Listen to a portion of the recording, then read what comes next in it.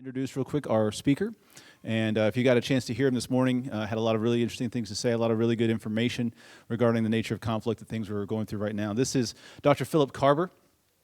He's the president of the Potomac Foundation. He was named to this position in 2012 after having been one of the founding members of that organization and a senior fellow. He is an internationally recognized expert in defense and national security, an accomplished business executive, and a university professor. He's prepared studies and recommendations on defense strategy for the highest levels of U.S. government. He's advised major NATO governments on defense issues and headed BDM's Corporation International Division. Served as JFK International Air Terminal's chairman of the board, as well as teaching several courses in national security and military affairs at Georgetown, where he was also the founding director of the Asian Arms Control Project. So without further ado, Dr. Karber, please. Thank you.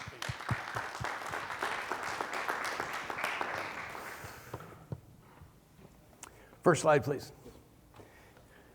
A little background. I just got back from my 30th trip in Ukraine. The Potomac Foundation had done a number of training sessions for new NATO members or countries that want to be NATO partners.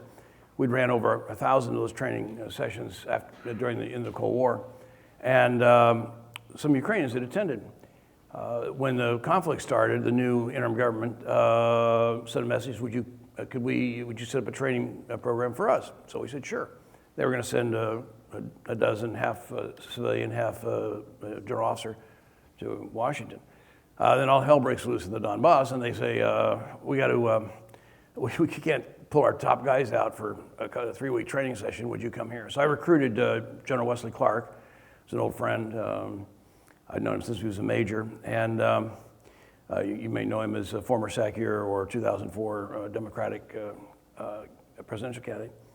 And I called him and said, hey, Wes, it's on our nickel, but it shouldn't be boring. And 36 hours later, we were in Kyiv.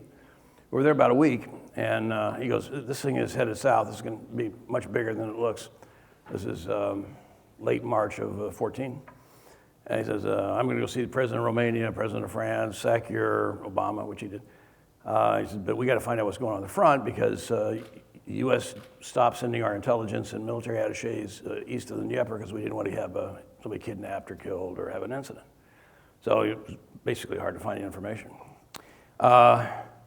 So my job was tag gear in, put together, however we can do it, a way to find out what's going on in the front. Next slide. So it's been where I spent basically much of the last 4 years, 180 days with the troops in the front and all over Ukraine and also the Baltic and various NATO countries. Next slide. So I was there when they were mobilizing. I was there when the Russians launched the summer offensive of 2014, which was a very tough fight. The brutal winter offensive. I don't like fighting generally. But fighting in winter is absolute, everything's cold, your body armor turns you into a refrigerator. All basic bodily functions are 3 times harder. It's just a mess. Hard to even dig in. Wounded expire much faster. It's very tough. And then more recently it was in summer 15, I was being tracked by a quadcopter and the Russians got us in an artillery strike. So I brought a little piece of From Russia with Love home with me. Next slide. And more recently, I spent more time with their general staff, General Mashenko, their chief of the army, and then brought both Pete Jones, who was the U.S. Army's, he was the commander of the infantry school. He was tasked by General McMaster to run the Army's first lessons learned from Ukraine, called the New Generation Warfare Study. So he and I are sitting there at the battlefield between Ilyevsk and Kramatorsk, which I had witnessed. He was the first who took Obama to personally approve allowing a U.S. general officer to the front. And then more recently, I've been there with General Breedlove. The 2 guys are flanking me there. One on your far left is General Zabrowski. You'll hear me talking about him, and the other is General Sodal, 2 of Ukraine's toughest and best commanders. Next slide. It was about my 3rd or 4th trip. I've been lucky when I got out of the Marine Corps. I'd been assigned to Washington and ended up working, running a National Security Council project. right during the middle of the 1973 Arab-Israeli War. So I got to know an American Army general, one star named Don Starry. You would know him as the father of Airland Battle. And in the fall of 73, 74, we went to the Middle East and together and had a chance to walk the battlefield and talk to Israeli generals and so forth, which was enormously illuminating. Starry then came back to TRADOC, and he and Bill DePue built what was originally the active defense and then the Airland Battle and restructured the U.S. Army. Took 10 years to get the equipment, get the restructuring done, but those lessons from the 73 war drove all that.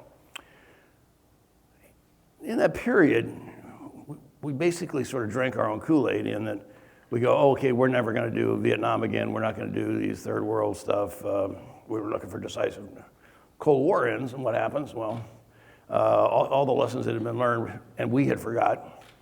So now we've had 25 years of counterterrorism, war on terrorism, counterinsurgency, and we forgot the lessons that we'd learned in the 73 war. So third or fourth trip, I'm there and I go, I've seen this movie before. A lot of the lessons that I'm observing in Ukraine are very similar, something even taking them a step further. There was some new elements, but amazing myself. And what I found is that the U.S. military, particularly the Army,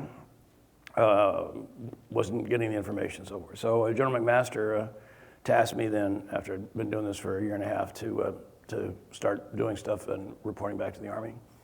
When I'd been at the front, I ended up sending 60 reports to General Breedlove. Next slide. Next slide. I often get asked, is this a return to the Cold War?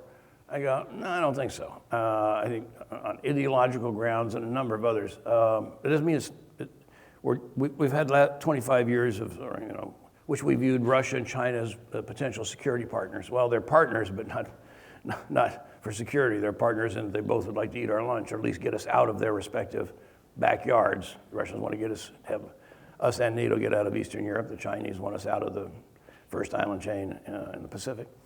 So the Russian capabilities today, and you're going to hear me talk a lot about it, but at the end of the Cold War, they had 210 divisions. Now they have a dozen, 1% of that. Now, when they got rid of those divisions, they created brigades, and they wanted those brigades to be fully not fully ready, and they wanted them to be all volunteer force. Unfortunately, Russian Army is not a popular place to be in Russia. Troops aren't treated well. The draftees don't like it. They don't do very well in combat. They take disproportionate casualties, and then their mothers complain. So one of Putin's major innovations when he was prime minister and then became president, which started in the Second Chechen War, after the Russians had basically lost the First Chechen War, one of his innovations was to leave the conscripts at home and bring only the pieces of strength. So in the Ukraine conflict now, of Russia's 80-some maneuver brigades, elements of like 70 have sort of battalion level have shown up in Ukraine, as far away as Sakhalin in the Far East. I mean, if they come from a long distance, they generally pick up equipment on the closer. If they're within range of Ukraine, so the good news is they're getting a wide frontline experience of their mid-level field officers. The bad news is they're ripping the guts. They're ripping the best battalions out of each of these brigades for that period. So it has a mixed message. Next slide. A lot of people talk about Russian hybrid war and the Gerasimov doctrine. The Russians use the term, so the Chinese, hybrid a lot, but they almost exclusively use it to describe what we do. For the Russian term of art more generally that the General Staff uses is called New Generation Warfare. Why do I make that distinction? Well, New Generation Warfare has hybrid elements at the lower end of it. In fact, they're almost masters at it. But there's a lot more to it than just the hybrid side. So you look at Ukraine. They put in some agents. They stirred up some political deal. Ukraine, the Crimea, in Crimea, they create unrest. They're going to try and secede. Right after 2 weeks, then they do one of the largest, most successful air assault operations in recorded history. Put a whole air assault brigade all over the island and sealed it down like that, almost without firing a shot. Literally a coup d'etat in Crimea. Then in the Donbass, they took the number 3 and 4 men from Crimea, put them in the Donbass, and they then organized that revolt in eastern Ukraine. Then they start seizing cities, create checkpoints and a sanctuary area, declare that a new state, People's Republic, and then when the Ukrainians came in to get control of their own territory again, the Russians intervened with main force twice, some very large scale in the summer of 14, and then the horrific winter offensive of 15.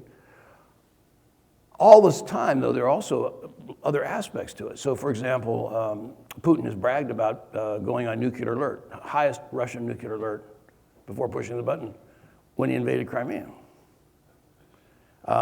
We know that because we also know that's not a brag because we detected for the first time since the Cold War was over, they had used their very ultra low frequency radio net to put on alert all of their strategic ballistic missile submarines, which are aimed at us.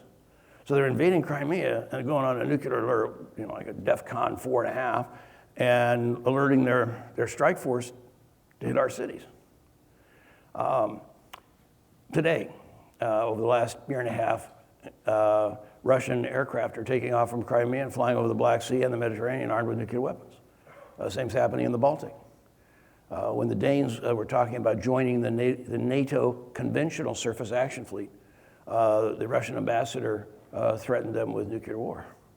Routinely now, flights are not going over the Baltic, but over North Cape of Norway, around England, even as far south as the mid-Atlantic, carrying armed nuclear weapons. So there is that nuclear threat component.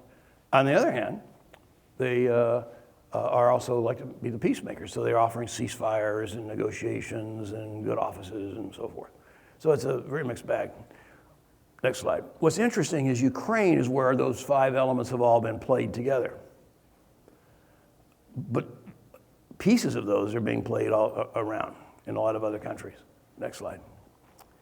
I mentioned the air assault. This happens to be the planes coming in, helicopters. Next slide. Crimea was Ukrainian Pearl Harbor.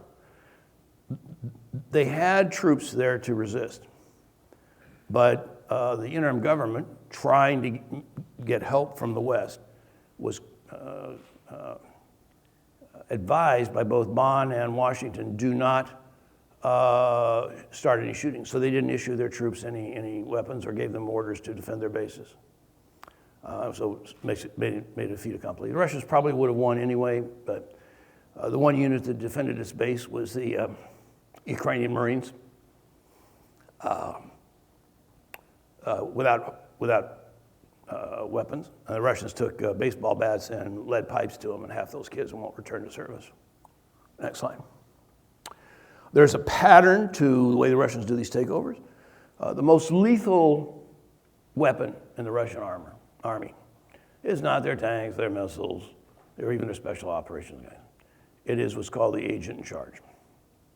The local agent, it could be in a small hamlet, he can be in a town, village, major capital. And his responsibility is to identify who the enemies are that need to be taken out, threatened, coerced.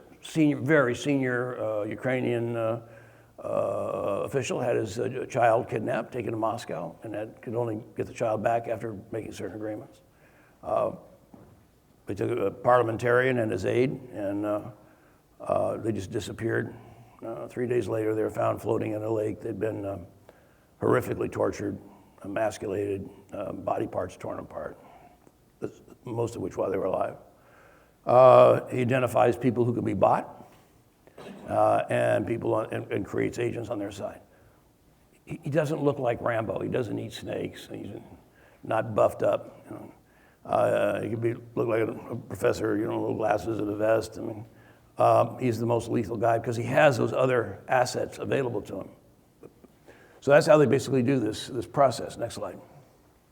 So, for example, the Donbass, they had used civil protest and information war for about a month. Then they started seizing facilities, going after government buildings so they can get the data on all the people who live in that oblast. Police stations so you can get weapons, and also the communication center.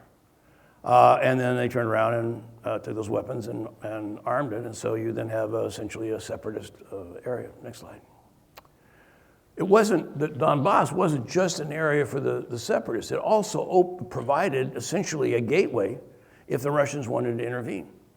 So while this was going on, the Russians lined up an invasion force along the entire Ukrainian border, and we're ready to go in and use that.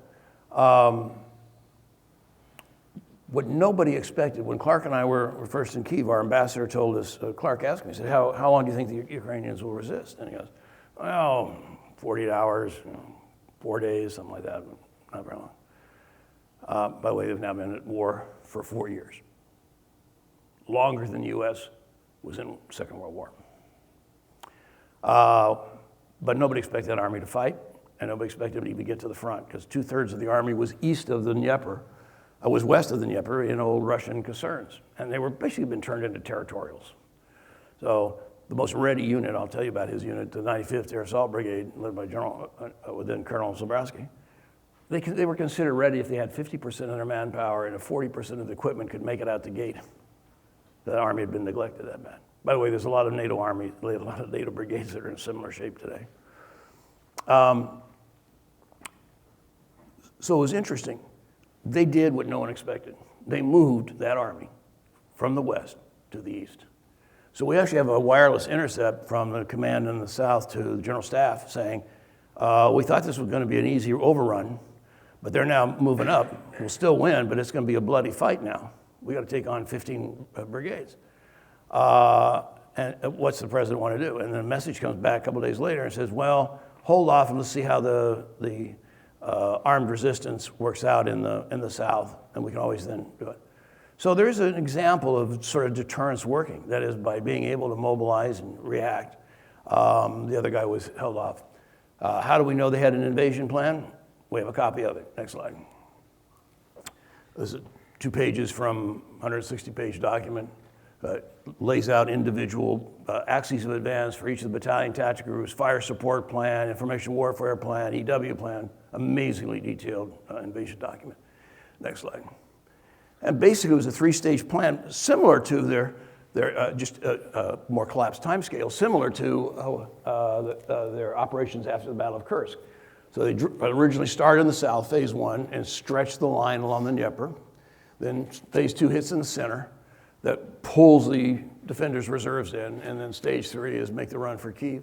In 1944, when they hit Kyiv, they just went all the way, going all the way to Lviv. That had taken them 4 or 5 months. This plan was to be done basically in 3 weeks. Next slide. There is a war going on. The slide, if it makes it on this slide, we know it's a battery or company-sized firefight or battery exchange.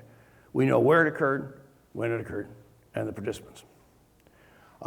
It's not scaled for how long they fought or how much ammunition, so it's per unit. And basically, so you see the early stuff was, Crimea was almost bloodless. Then the Ukrainians had followed Plan A. Plan A was let the West negotiate for you. And finally, nothing was happening, so they launched Plan B, which was to try to free their territory. They freed up about half of it fairly quickly. They were going to do it. Then and they had 3 missions. One was seal the border. Second, cut the 2 people's republics in half between Donetsk and Luhansk. And third, take back their cities. The problem was they didn't have enough ready force to do all 3 missions. And secondly, if you take back cities or towns, there's basically 2 ways to do it. You can do it the decisive way, which is pretty bloody, or you can do it the slow and long way. So the decisive way, usually take the best access into the city, you put your artillery right down that axis on both sides, you drive your armor into the center of the city, control the center of the city, and then work your way out. The other method is you encircle the city and then take it block by block by block. That's slower, but you have a lot less civilian casualties. And these were their cities, so they didn't want to do them. Only about half the people actually had even politically supported the separatists, so it wasn't like this was everybody there as a bad guy. So they took the slow route. Well, since they didn't have enough in the Army, they used volunteers. So a volunteer battalion typically had about a company strength, almost no heavy weapons. Even worse, they didn't have radios or people who could even call in artillery support. So it was basically an infantry fight. Well, you fight all day long, house to house, get a couple blocks. And then now it's dark, so you fall back to a control zone. So you give up some of the blocks that you just taken, and tomorrow you start all over again, gain another couple blocks. It's slow. That gave the Russians time to react. Yanukovych had been the president, had come from the Donbass originally, and he was basically kind of he could be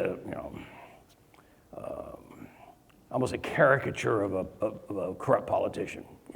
Hail fellow well met, and spread the money around, enough for me and the boys. And then, so when he came from Donetsk to Kyiv to be president, he brought, as patronage, a bunch of the guys from the police and security forces from that area. These guys who voted for him as local constituents.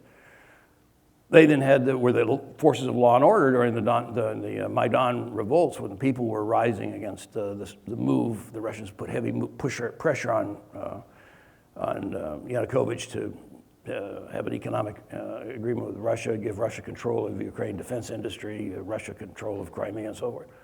People are protesting in the streets. He orders and it's getting out of hand. He orders the army to move, and General Zamana, a great guy, chief of the general staff, says, no, I will not move the army against the people. They then use snipers to kill 110 of these kids in the main square in basically one day. And the people went absolutely nuts. So the people in that square swell from 5,000 to 500,000. Yanukovych loses his nerve, flees. Well, you have these several thousand guys in the security force. They've been out in the streets battling the demonstrators. They're law and order guys, right? Boss is gone, and now people are talking about bringing them up on war crimes, right? So what do? You go home. They arrive in their local town or village, and who meets them? The agent in charge. He says, oh, Vladimir, so good to see you. We will pay you $3,000 a month, and we're going to take you for 2 months to the Rostov training area and give you the latest Russian equipment to defend your homeland. Sounds good to me. Making a hell of a lot more than he's now out of a job. So it was a gutsy play, because they took 3,000 of the best trained guys who served in police and military, pulled them out and trained them for 2 months, and then put them back in the summer of 14. And man, when they hit that front, they were well trained, they were motivated, and they were well equipped, and they were tough cookies. So anyway, then the Russians intervene. A very bloody battle. I'll tell you about that later. You have the Minsk II peace treaty with massive fighting at Donetsk airport and down in Mariinka, then a recommitment to ceasefire vows, and then the Russians launched the winter offensive. 6 major axes of advance. The Ukrainians thought if they lost more than 3 of those battles, the war was over. They lost 2 very bloody ones, but they held on. Both sides were beat up, and the Russians tried a summer offensive. Now, it's interesting. I call it the dog that doesn't bark, which is the Sherlock Holmes phrase, is where there isn't violence. So all of a sudden the violence stops for like 6 weeks, just drops, miraculously. What's going on? Russia has their peace offensive with the Western Europe, the United States, about having us join Assad in Syria. So when it was convenient, so people say, oh, well, maybe the Russians don't control it. I beg your pardon. All the brigade commanders, corps commanders, there's 2 now full corps in there. They operate with Russian exercises, by the way, are all Russian officers. And then when the West rejected it, the violence goes up and down. But it's a lot of fighting. Fewer casualties since the winter offensive, because it's changed from a maneuver warfare to both sides are dug in. So there's a lot of shooting and stuff, but less casualty, relatively little exchange on the border. There's still a lot of firing. Next slide. By the way, there are very few countries, I think, in the West that could go it alone for 4 years. 4 years. 10,000 dead, 40,000 seriously wounded. Cost somewhere between $5 and $10 million a day, depending on level of violence, to keep that army in the field. The Ukrainians have shot more tonnage of ammunition because they inherited old Soviet stocks than is in all of the NATO armies on the continent of Europe. And they did it without any help. Yeah, we sent some trainers. Yeah, we sent some food. But it was, well, we don't want to make it worse, so we're not going to send them weapons up until 3 months ago when we're changing. Russia's been busy. They've been introducing new armies. So at the end of the Cold War, they had 5 armies in East Germany. 1st Guards Tank, 2nd Guards Tank, 3rd Shock, 8th Guards, 20th Ukraine. All of those were disbanded at the end of the Cold War except the 20th, which was up by Moscow. Well, now the 20th has been moved down to Voronezh. The 1st Guards Tank Army is back. 8th Guards Army is back. And the 2nd Army looks like it's being turned into a tank army. A lot of action going on in the West, not just against Ukraine, but against NATO and the Baltic area. Next slide. Next slide. So I'm going to sort of focus this on, try to make this relevant to you. Soon, you're going to be out in the field and with combat or combat support units.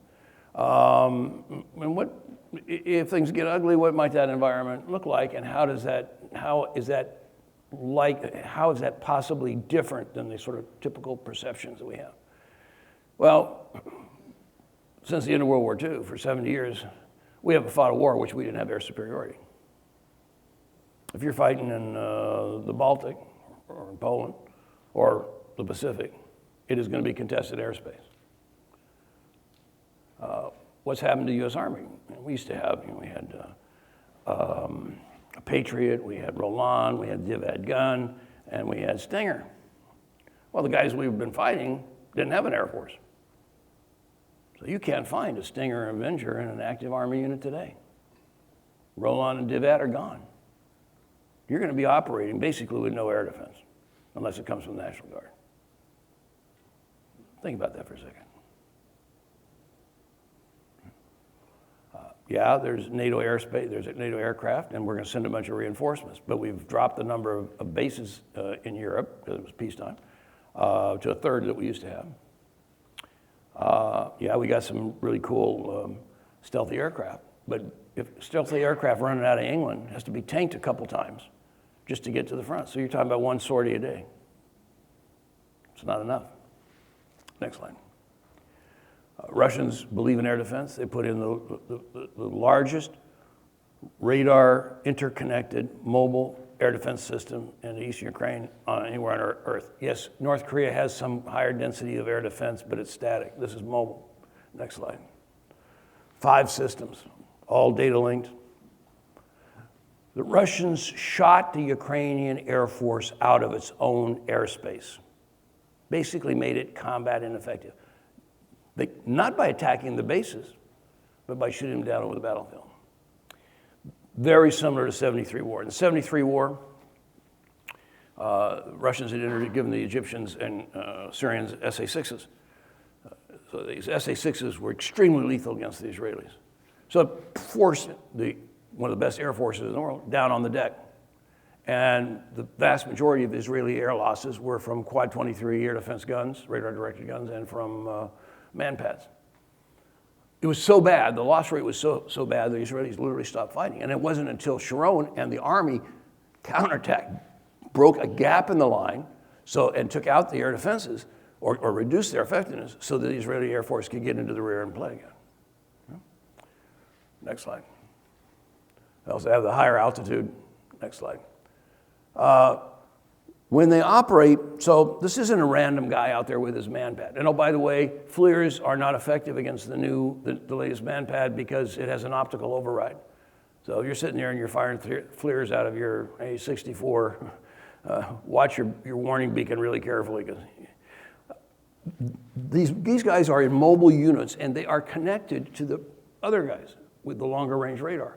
So even though those mid and high altitude systems can't engage you because they get an engagement solution to you because they're too far away, they can identify for these guys, bandit, Victor coming in, such and such. So they're alerted and ready.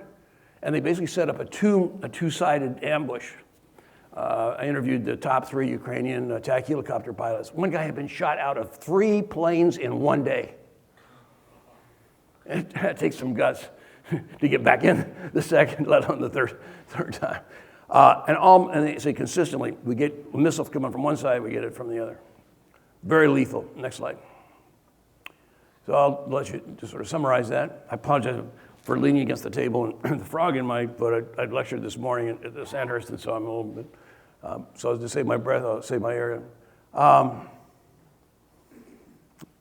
Our Air Force is still, NATO and U.S. Air Force still have a major role to play, but it is probably not going to affect you on the ground battle for the first several weeks of that war.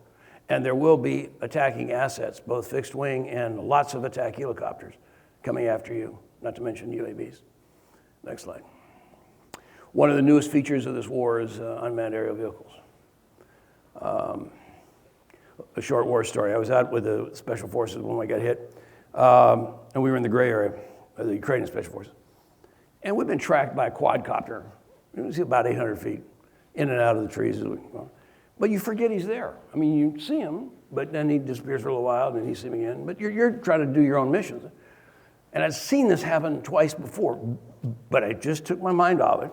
So we dismount, we're looking at a thing. So this guy then links up with at about 2,500 feet, a fixed wing UAV. That's the targeting UAV. When you see him, and by the way, they're extremely hard to see and almost impossible to shoot down. The most effective thing, the Ukrainians use the SA-14 Buk, but the cost exchange ratio, the Buk missile costs 10 times more than the UAV they're shooting down. The most effective method is electronic warfare. But anyway, this guy's above us.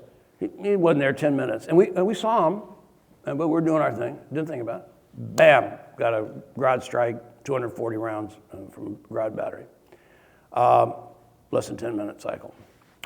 I'm going to show you how it's done in the next slide. So the Russians began introducing Israeli UAVs. The Israelis sold them, first gave them a license and then sold them. By the way, they have US ITAR control parts in them, but nobody seems to want to enforce it. Next slide.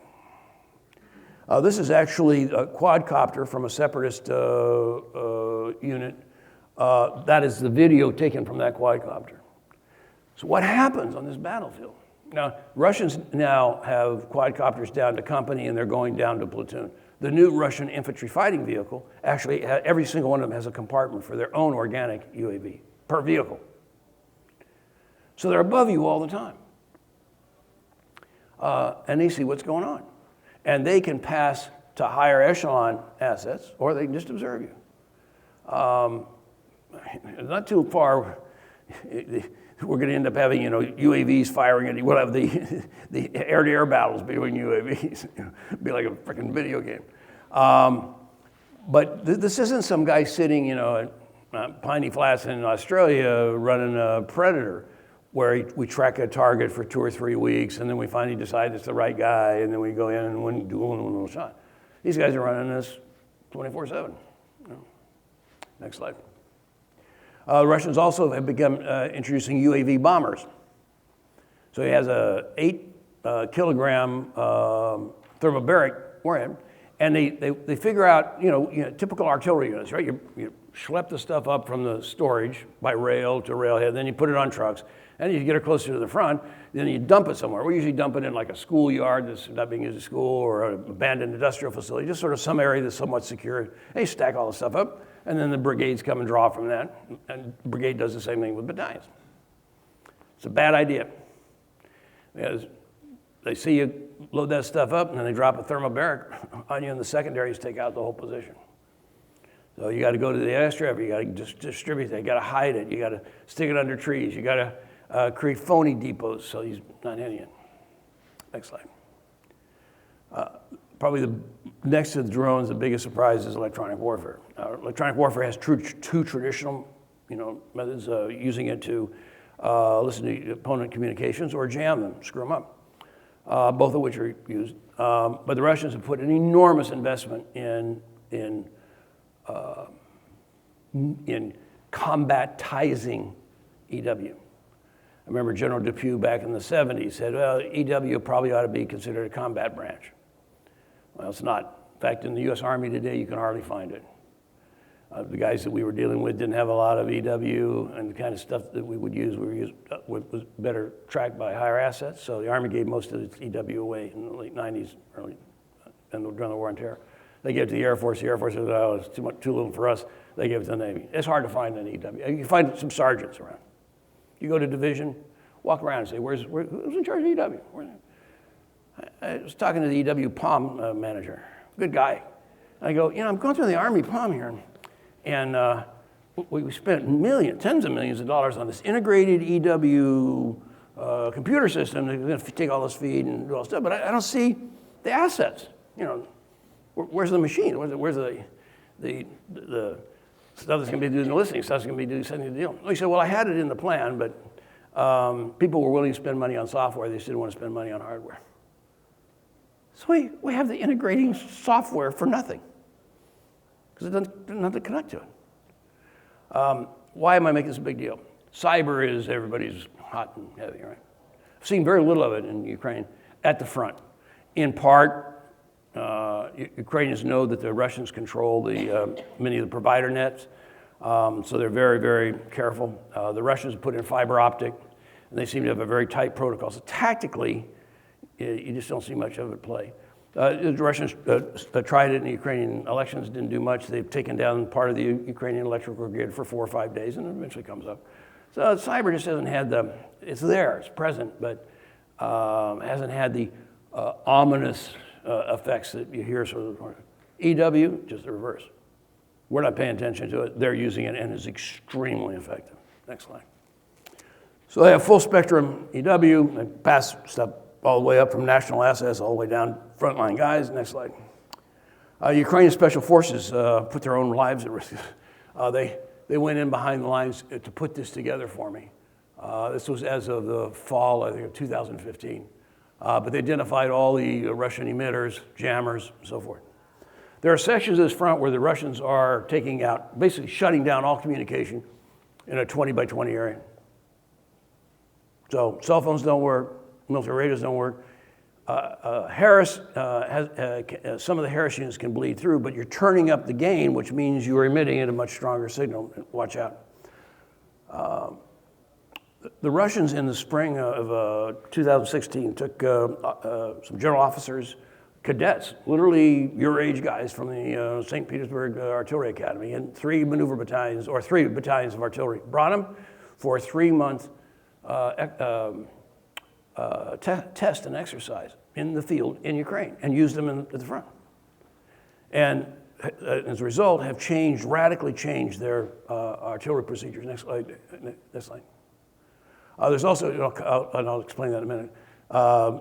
As I said, the biggest killer of unmanned vehicles is EW. It break either the command link or the GPS link. If you don't know how to read a map, get out of the Army.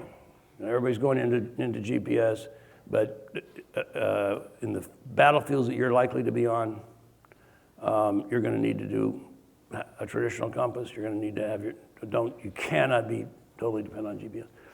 I was on the Army Science Board in the late 70s, at least, and when the chief asked us to look at going to electronic fuse, which all the experts said, oh, it's not jammable, da-da-da. Well, I'm here to tell you, at 400 meters out, the new Russian EW is either getting a pre-dead or a dud on artillery rounds using an electronic fuse. 200 meters out, they're doing that to mortars. Basically takes out the fuse. Next slide. So I said these are the actual screenshots from Russian targeting computers. I told you that they'd put it at St. Pete, the group from St. Pete.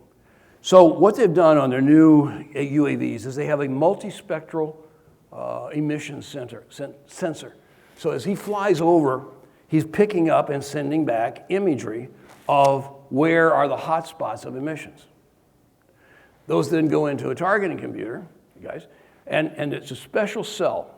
And this cell has override. So traditionally you have fights between the intel guys, oh, don't jam, I want to listen, and to the jammers, oh, yeah, we want to screw up their comm.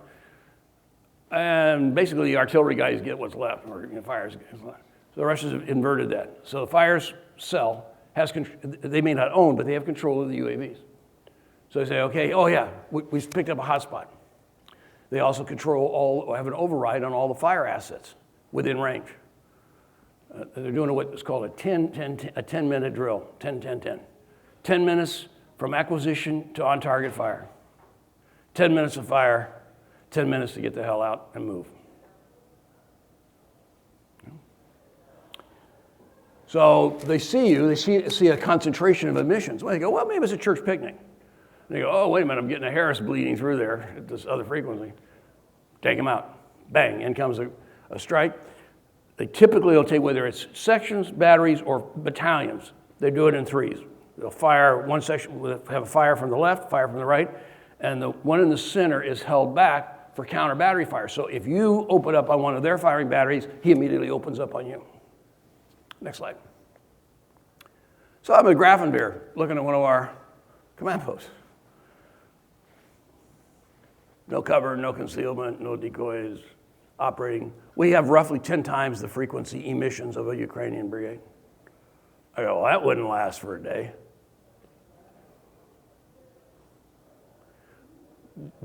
We're not serious. We've given our offense, even some of our defense assets away, and we're acting as if the other side doesn't have this stuff. So in the meantime, till people get the word, somebody finally decides to make it a EW combat branch and rescue it from the bowels of underneath cyber world, where it's hidden, unsupported, you tactically are going to have to make up that difference. And that means you're going to work a lot harder, because you have to disperse more. You're going to have to build decoy positions. You cannot depend on bunching. So you build one line of trenches, you're dead meat.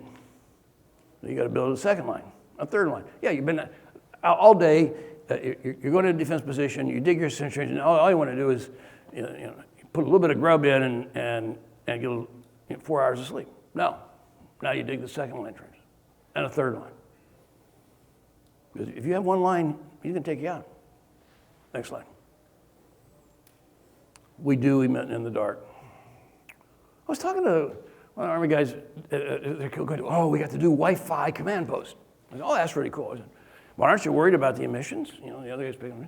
He said, well, brigade command post is usually X number of kilometers from behind the front, so what about overhead? Freaking Wi-Fi, right? You got stuff flying at 2,000 feet. Are you kidding me? Next slide. Russians are big on artillery. Next slide. In addition to your normal artillery, 4 significant systems that have been used in Ukraine. They have a new round for the BM-21 122 millimeter 40 round MLRS. It increases the range by 50%. It has submunitions. The Smersh goes out 100 clicks. Very, very lethal. The heavy artillery, you have a short-range mortar. They use that guy at both Luhansk and Donetsk airport. He has a earth-penetrating warhead. He's a 240 millimeter. He has an earth-penetrating warhead that'll go 3 stories down on the ground. Next slide. Canister munitions are all over the place. Russia's using massive amounts of them, which is interesting because I came back and I was saying, oh, the Russians have now caught up on a whole range of munitions and they're using canister munitions. Because when I was a strategy advisor to the Secretary of Defense and chairman of JCS in the early 80s, we said, oh, yeah, they have 3 times the artillery, but we have this new submunitions. Field artillery, mines, top attack, DPICM. So I'm briefing the Pentagon. The Russians have caught up, so now they have more artillery, and now they got the same munitions. And everybody's looking really glum. I go, did I say something wrong? They go, they didn't just catch up. We got out of the game. We got rid of all of our canister munitions under the Princess Di humanitarian deal of not having scatterable weapons on the battlefield. Chinese haven't signed that treaty. Russians haven't signed that treaty. We didn't sign the treaty. We did it as a unilateral good faith. Really? Next slide. So here's all those systems have been identified and used in Ukraine. All but the one in the yellow have been used the yellow one, the UAV. Fires the UAV out 90 clicks. He links up, data links up with the 4-post UAV. So this is a killer UAV. He's like a suicide. He's like a suicide predator. He gets fired out, and then he opens up little wings, and then this guy leads him in and drops him onto a vehicle or a command post or whatever. Thermobaric, big deal. Next slide. So this is a battery of thermobaric launchers.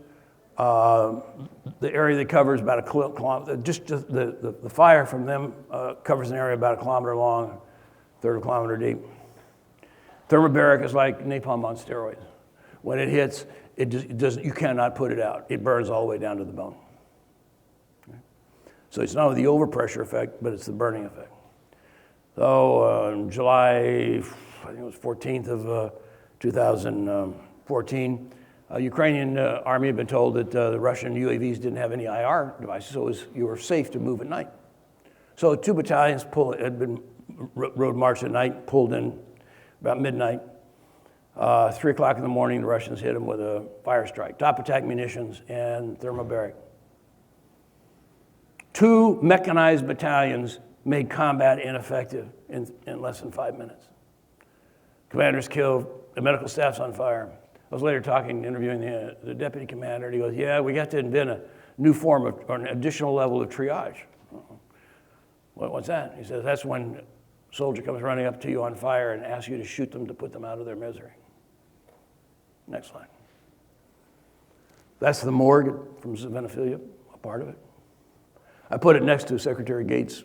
Good. I know all of you are going to feel morally superior when your unit is on fire, because we decided not to use those weapons. Next slide.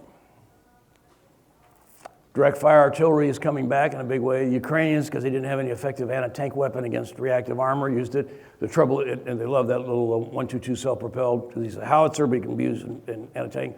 At 500 meters, he will take, just kinetic energy will take the turret off a T-72.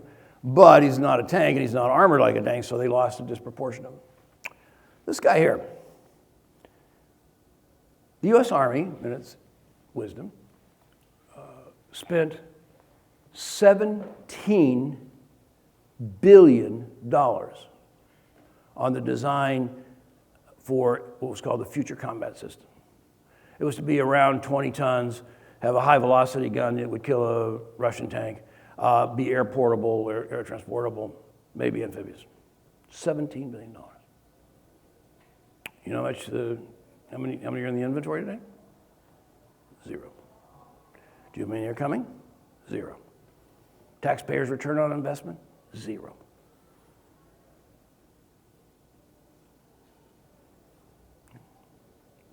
Don't worry about it. You can rest at ease. We can buy them from the Russians. That's the vehicle we were trying to design.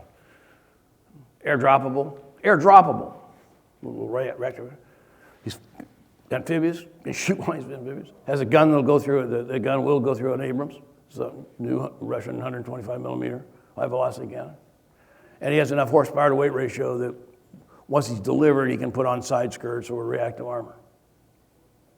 Next slide. Some summaries on fires. Was there a glass of water here? 5 minutes worth of Okay.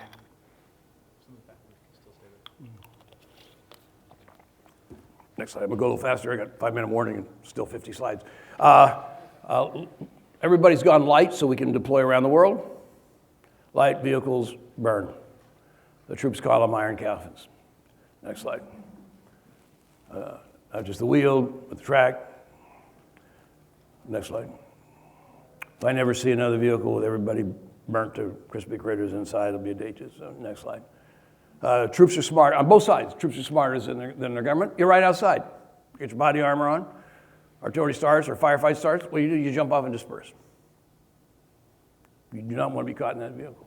It's not just the vehicle itself, a vulnerability to, but it's vulnerable to 30 millimeters, mounted on other similar vehicles, so forth. Next slide.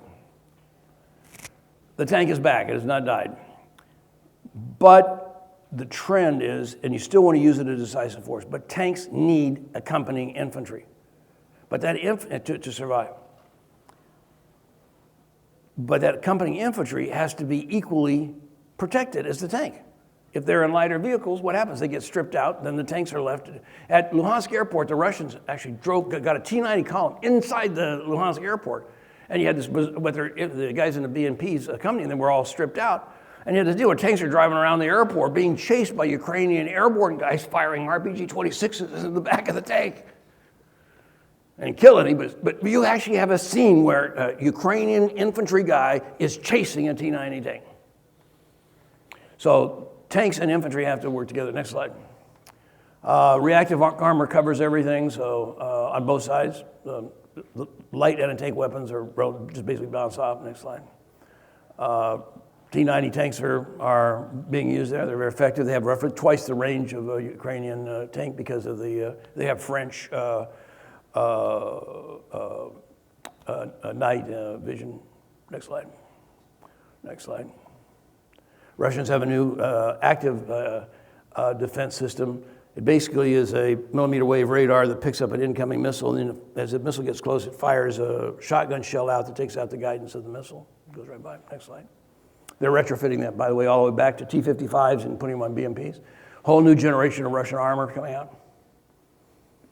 The Army's talking about, once again, trying to design something, but it'd be another 20 years before in the field. U.S. Army. Next slide. One of the observations General Clark and I had was that we spent our professional careers defending the Central Front, 720 kilometers, 66 brigades. Roughly 1/3 the density in Ukraine, and the Baltic is 1/3 the density of that. So you're having this situation of high intensity combat potential on low density battlefield. What's the implications of that? It means that for both offense and defense, because you cannot defend with light infantry if you don't have some way of either extracting yourself if you get surrounded by a more mobile force, or counterattacking to throw him off his game plan. So you got to have some degree of armored counterattack. Otherwise, you're basically going to get isolated and defeated in sequence. So the person who seizes the initiative, the person who is willing to take the opportunity maneuver and combine that maneuver with this high intensity fires is the one who's going to win. And it works for both offense and defense. When you're on defense and he's exposed attacking you, the numbers coming out of Ukraine is you will inflict 6 times as many casualties on him as he will on you. Pretty good. When you're in a defense position and you're withdrawing, flips exactly around. Now you're going to take 6 times the casualties he does. At the Battle of Debaltseve, the Ukrainians lost in one battle 100 main battle tanks, 250 APCs and infantry fighting vehicles, 200 tubes of artillery and heavy mortars, and 700 other vehicles. One battle. That's more combat capability that exists in all the Baltics, including with the NATO reinforcement, or basically in Poland in active forces or Germany in active forces. One battle. Next slide. On maneuver, can you give me 3 minutes? As long as they're sitting straight. All right. Next slide. You guys will have a set of these. I want to talk a little bit about Zabrowski. Next slide. I first met him. He was commander of the 95th Air Assault Brigade, one of the only ready forces. Light guy, served with NATO in the Balkans. His unit comes down to try and hold the causeway at Crimea. Next slide. We're sitting here on the causeway, and I'm looking across. This is his position. I'm looking across at the battalions of Russian artillery and tanks and dealing. I go, do you have any anti-armor? He said, no, I just have some RPG-26s. And I go, well, what we got for mortars? Oh, just a couple 82 mm mortars. I turned to him and I go, how long are you going to hold this position? And he goes, to the last man. Now, the Russians didn't come across. Next time I run into him, next slide. It's a battle still won, so the separatists are holding it. He's supposed to do a frontal attack. Instead, he used air assault, seized the hill over the right. Next slide. And he and Sodal having crossed the river, hit him in the back. Separatists run. Once they jump in their vehicles and ran, they ran all the way back to Donetsk. They arrived at Donetsk and asked the Russian commander to pay them, because a lot of these guys were mercenaries. The Russian commander says, "You idiots, you left the safe with your money in Sloviansk." Next slide. So in that battle, he's tougher. Now he's got some APCs. Now he has a company of tanks. As I said, the Ukrainians were trying to do too much. They were trying to cover the border. So all of a sudden, now they're trying to take these towns in the south, and they get 3 brigades cut off along the Russian border. The Russians are smearing them with artillery. The U.S. and Germans say, "Oh, you can't fire at Russia. You can't do counter battery. You'll be firing on the homeland of a superpower." So the Ukrainians didn't. By the way, we were giving them some intelligence, but we didn't want them to use that intelligence to fire on a homeland. So they never saw the summer offensive coming. Russians hit them like a hot knife through butter, but you won't come back to this. Next slide. So Zabrowski does the largest and longest armored raid in recorded military history. Now remember, this is a light guy, but now he's got a full battalion of tanks, battalion of BMPs, 2 battalions of artillery. Soto uses air assault to seize key crossroads, and then Zabrowski hits that like a hot knife through butter. And does a very decisive, rescues the guys across. Takes Sarmagula, which changed sides 8 times, and virtually nobody survived of the losing side of that exchange. Crosses the Mias River. He got some of his bridging shot up, so they're 2 lengths too short. They got to get more than 3,000 guys who are trapped. So what do you do? So they start shoveling dirt, cutting trees down. Russian artillery's firing all around. But they've done a good job of disguising and putting in a fake position and disguising this one. So luckily, the Russians never hit this for 24 hours as they were messing with this. The Russians never were able to identify. So they're throwing dirt, trees in, water's just washing away. So how do you solve it? on the other side, they went around, grabbed 35 civilian vehicles and drove them into the water, then put dirt on top and planks and got across, and then rescued the guys. Next slide. A month later, Russians do their massive invasion, both in the north, Luhansk, and in the south. Front's blown wide open. Zabrowski is the only reserve. The Russians have these 2 brigades here they hit the 51st Brigade, which were reservists who had just arrived at the front. Had no combat training, no combat experience. Russians hit them. They have a couple of anti-tank weapons, but they had no tandem warheads. Tanks are bouncing off the Russian armor. Commander's killed. The guys freak out. Jumped in their vehicles and drove home, 500 kilometers. You could say, hey, shame on you, but shame on the people who put them in that kind of situation. So next slide. So Zabrowski is going to try it. So they isolate several battalions at Ilyevsk. Putin offers them a route, but then when they get on that route, he smears them with artillery. So Zabrowski comes down in 24 hours, cuts across the entire front, rearms, refuels, and then turns and attacks head-on to the Russians. I asked him, I said, why didn't you just try to put it in a defense area? He said, it was 120 kilometers wide. I didn't have enough force to defend. I had to attack. I had to throw him off his game plan. That's exactly what the Israeli armored commander told Starry and I in the spring of '74, standing on the Golan, when he took an understrength brigade, swung around on the right, and came into behind 2 Syrian tank divisions, which led them to flee the battlefield. I didn't have enough to defend. I had to counter it. But it's a high-risk operation. Next slide. Battle of Marinka, this time the Russians, the Ukrainians see it coming. They bring in their own, next slide, put in their own artillery and smeared them. Literally cleaned out a huge casualty on the 1st Brigade and kept the 2nd Brigade from being issued. But they were playing smart. They were hiding their artillery. They waited till the right time. So next slide.